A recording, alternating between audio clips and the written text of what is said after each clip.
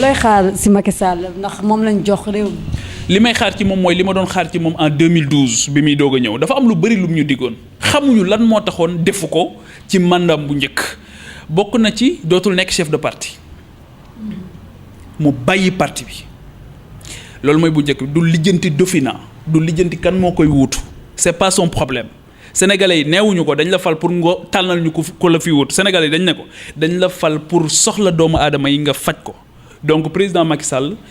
li ñu koy wax mooy na jaamu soxla askan bi c'est les yeneen questions yi c'est des questions politiques c'est pas son problème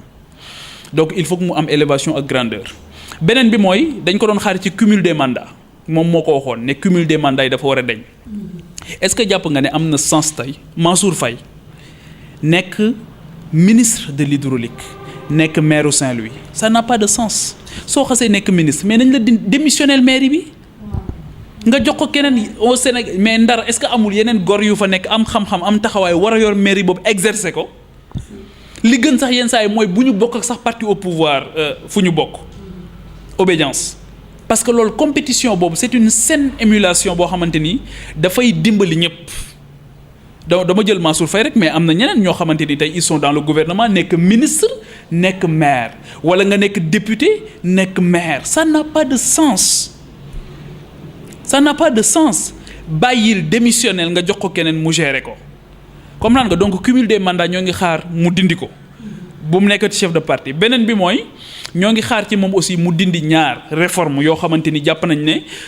réforme yoo xam dina tax Sénégal li ñuy wax la territorialisation des politiques publiques nekk une réalité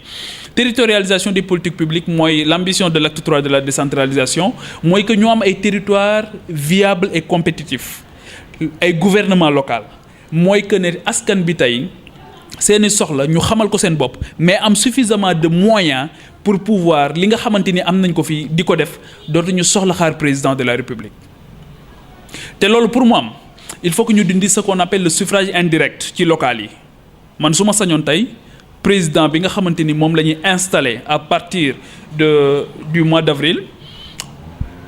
dafay dindi le suffrage indirect nga xam bu ñu egg décembre 2019 suffrage indirect dootul am ci localité yi suffrage indirect mooy lan mooy que tey ñii nga xamante ni ñooy falu ci maire yi kenn du xam kan mooy falu dañuy fal ay conseillers dans un premier temps suñu falee conseillers yi ba pare conseillers yooyu ñooy tëjuwaat ci seen néeg wala ci seen salle de délibération daal di tànnaat ci seen biir koo xamante ni moo leen war a représenter le plus souvent la volonté des populations est trahie au dernier moment du ñu xam kan mooy aboutir nekk maire de la localité am na ci dëkk yoo xamante ni moi je les connais président de la République moo woo tel et tel ne leen bàyyi leen diw jàll mais diw moom bu gënul ca dëkk ba nag bu amul légitimité nag bu amul seen jot nag il faut que ki ñuy fal mu am ancrage il faut que mu nekk koo xamante ni li koy dal le hasard ni est pour rien du tout mais dafa war a nekk un aboutissement mooy que gis nañ ko mu nekk ci koñ bi lu waaye xewle mu nekk ci nekk modèle irréprochable ba pare di góorgóorlu à tout point de vue di dimbali nit ñi mais kooku yell na mu représenter parce que mairie encore une fois c'est une fonction en temps plein c'est pas une fonction en temps partiel ça bu ñu fëggee dañ la fa war a fekk loolu mooy la première réforme que je pense être révolutionnaire la deuxième réforme mooy au niveau des députés de l'Assemblée nationale au-delà de la loi organique bi nga xamante ni moo organisé l'Assemblée nationale qui me semble être plus d'actualité pour man dañ ko war a gën a dëppale ak jamono temps de parole yi ñuy jox opposants yi ak yi ñuy jox le parti au pouvoir pour man c'est une hérésie dans une démocratie moderne il faut que ñu gën a jox cër opposants yi gën leen a respecter majorité mécanique systématique ça n'a aucun sens donc loolu pour man Assemblée nationale dañ ko war a xoolaat mais loolu benn pàcc rek la ci beneen bi mooy bëgg naa aussi ñu am président de la République boo xamante ni day bàyyi premier ministre muy dem Assemblée nationale souvent waxuma dicté préparé nag comme yi ñuy def nii mais question yoo xamante ni saa bu ñu amee loo xamante ni lëmbe na réew mi premier ministre dem jàkkaarloog député yi sans complaisance ñu wax ko li nga xamante ni moom la ñu bëgg a xam ci réew mi mu tontu leen ci tontu yoo xamante ni day am wegeel dañuy wegante mais l'autre réforme liée à l'Assemblée nationale c'est le suffrage indirect c'est la majorité laa bëgg a wax mooy bi nga xamante ni mooy la liste majoritaire nga xamante ni mooy raw gàddu boobu aussi dañ ko war a supprimer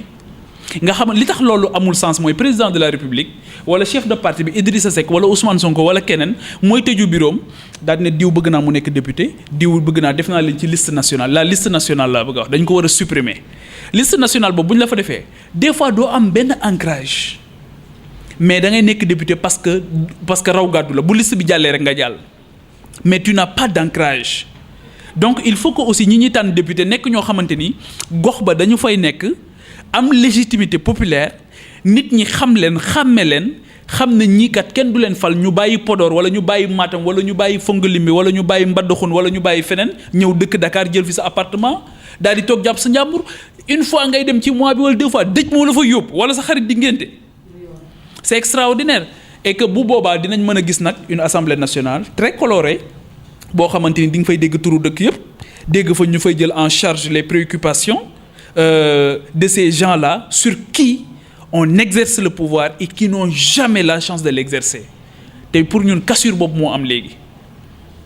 bon je pense que loolu aussi c'est matière à réfléchir la foog ñu bàyyi xel suñu démocratie ban ambition lañ ko bëgg a jox bien entendu démocratie bu c'est li waa ji doon wax naan c'est le moins mauvais des systèmes mais système la bu fi nekk nan lañ koy perfectionner nan lañ koy dëppaleeg jamono bien sûr tout en tenant en compte nos réalités socioculturelles ba nga xamante ni développement bu ñu mën di am ëllëg du altérer li nga xamante ni mooy sunu caada ak sunu cosaan mais surtout mooy sunu diine nga xamante ni dinañ continuer di ko dund parce que dëkk yu bari aussi développement bu fulgurant la ñu am waaye gis nañ ba mu ñëwee immeuble yi rafet na taax ya rafet na oto ya rafet na nit ñi ña ngay sol lu rafet waaye jikko bu rafet amatu fa.